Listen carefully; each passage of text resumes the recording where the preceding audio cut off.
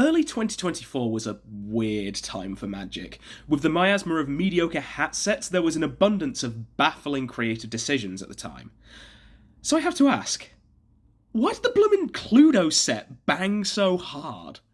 Emissary Green is a legendary 5-mana green 3/3 human advisor creature who says that when he attacks, each player votes for profit or security, with each profit vote netting you 2 treasures, and each security vote netting you a +1/+1 counter on each creature you control.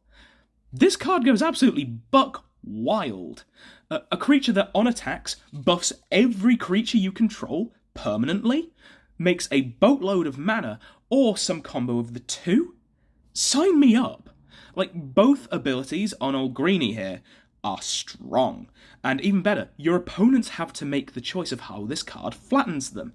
It's a lovely bit of catch-22 to spice up my Magic games, a lovely round of Sophie's choices every single turn. Unlike most vote cards have a correct choice, i.e. for Expropriate, always vote money, and in a vacuum, I think that's true for Emissary Green as well. In general, outside of context, the +1/+1 counters are far less powerful than the treasures, so security is pretty much always the correct option.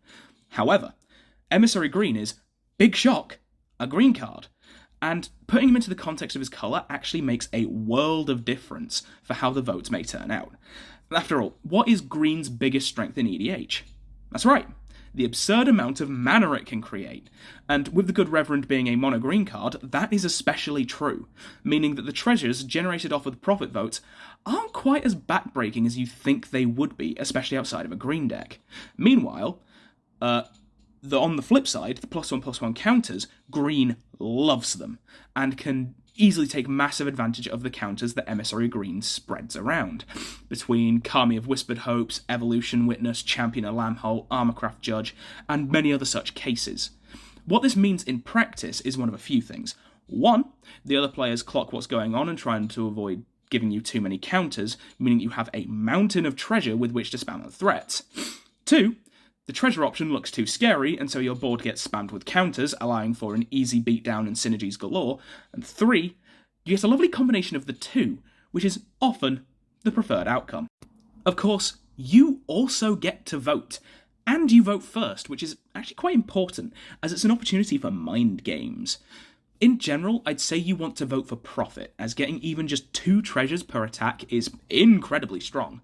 But it also indicates that that mode is what's more desirable to you, meaning that nudges your opponents towards voting for security, which is what you actually want in the Emissary Green deck. It also means that if your opponents cotton on that security is your preferred mode, you can still continue to spread the counters around by voting security yourself. And you may be thinking that, yes, this is all well and good, but this is an attack trigger, meaning that Greenie Boy has to survive a turn cycle and then attack, which, reading that text, not that likely overall. And yes, that's true, but also, having him survive is not too difficult in Green, between your Gaia's Gift and Collective Resistance effects. Additionally, Green has enough haste effects at this point that having him survive the turn cycle isn't really an issue you have to contend with, between your Crashing Drawbridge, Surrux both with and without Goreclaw, and your standard Cobbler's worth of boots. And indeed, Emissary Green is just such a good card that he also thrives in a whole number of 99s as well, with treasure and counter-centric decks being his standard home, especially red-inclusive ones like Jolene, which can enable easy haste. But also, he finds a nice refuge in some of the more off-the-wall builds, like Wulfgar of Icewind Dale and a Restore of the Council. Overall, while mono-green +1/+1 counters isn't exactly the flashiest of archetypes out there, and neither is treasures, Emissary Green is so strong and so interesting that if you're looking at building something along these lines, I'd say he's worth a look, in or out of the zone.